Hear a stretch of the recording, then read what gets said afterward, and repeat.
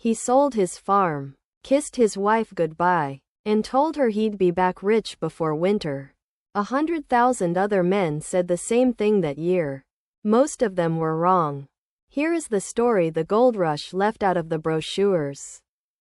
Coloma, California, January 24, 1848. James Marshall was a carpenter working on a mill race. A channel cut alongside a river to divert water and power a sawmill. When the glint caught his eye, the mill belonged to a Swiss entrepreneur named John Sutter, who had built a small empire in the Sacramento Valley on a land grant from the Mexican government. The mill at Coloma was going to expand the empire. Marshall, a quiet, practical man, bent down in the cold January water and picked up the pebble. He tested it the way you test gold. He bit it, he hammered it flat, he dropped it in lye. It stayed bright, it stayed soft. He told Sutter. Sutter told him to keep quiet. By spring, half of California knew. By summer, the word had crossed the continent and the ocean. By January of 1849, the rush was coming. The 49ers, the men who came in 1849, though hundreds of thousands more followed through the early 1850s, arrived from everywhere. From the American East, from Mexico and Chile and Peru, from Australia and China and Hawaii, from Germany and France and Ireland.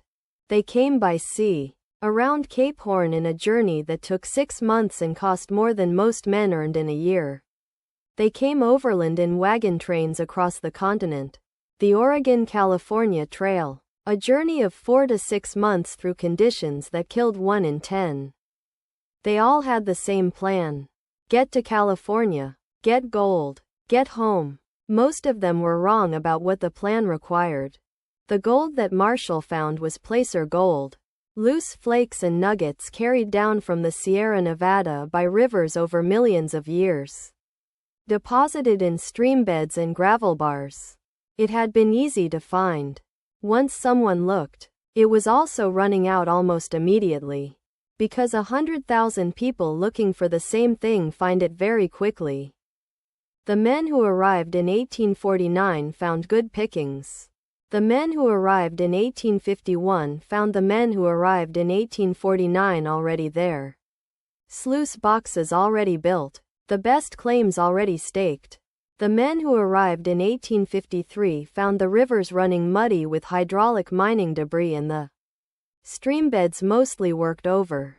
Each man in the river needed a pick, a shovel, a gold pan, a sluice box, leather boots, canvas pants, flour, salt pork, coffee, and a tent. He needed passage to California.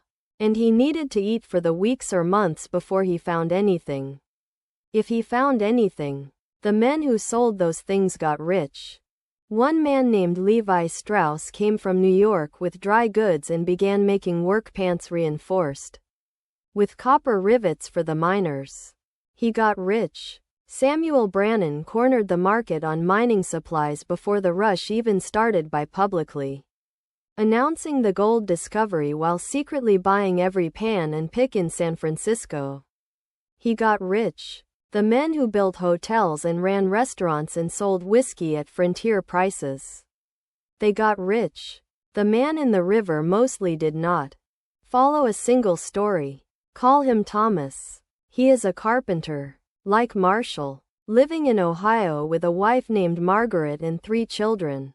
He hears the news in late 1848. He borrows money against his farm. He joins an overland company. 20 men who pool resources and share the trail in the spring of 1849. The trail takes 6 months and kills 2 of the 20 before they reach the Sierra Nevada. Thomas reaches the mines in October of 1849 and spends the winter in a canvas tent with 4 other men, paying $2 a day for a claim that produces enough gold most days to cover the food he needs. To keep working, he writes Margaret long letters. He tells her to be patient. He is keeping a careful account. When the real strike comes, he will know it. The real strike does not come. By the winter of 1851, Thomas has enough gold to cover what he borrowed to come, and not enough more to justify staying. He has been gone 2 years. He has not seen his children grow. He sells his claim for $50 to a company from Boston that has machinery and can work it deeper than he can. He starts for home. The rivers of gold did not last, but California lasted. Something unexpected happened as the easy surface gold ran out. The people who had come to find gold found they were in California. The climate was extraordinary. The land was rich. The infrastructure of a boomtown. The roads and the towns and the milling operations and the farms to feed the miners had been built and needed people to run it. California's population in 1848 was roughly 14,000 non-native residents. By 1855 it was 300,000. The state had been admitted to the Union in 1850. A city was rising at the edge of the bay that would become one of the great cities of the world. The men who stayed and farmed and built and traded did reasonably well. The men who left took what they'd learned. And the men who came because someone showed them a glinting rock in a cold January river. They mostly paid for the privilege of the story. John Sutter, whose mill started it all, did not get rich from gold. What he got was his empire destroyed by it.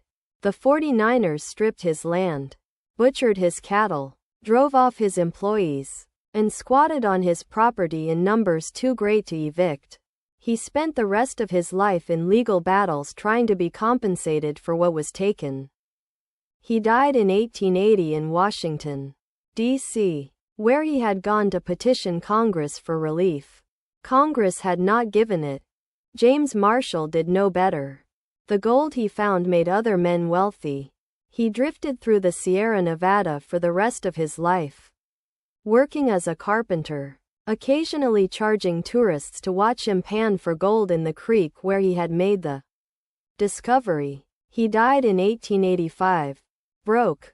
They had found a thing worth $2 billion. They got nothing from it.